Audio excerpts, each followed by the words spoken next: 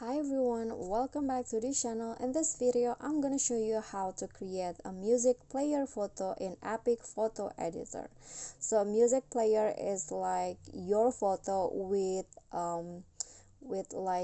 music effects or music background in it. So I'm going to just show you how you can make one.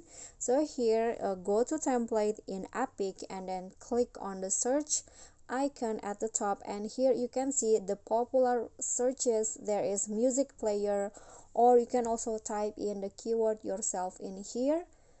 I'm going to just click on this, and here is what I meant by the music player photo. So you can see you can add your own photo to like a music player like this. And here I'm going to, for example,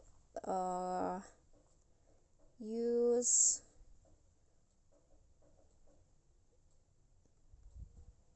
so I can just choose one. I'm going to just use this photo right there, and then click on use now. And here you can just choose the photo that you want to add. For example, I want to add, okay, so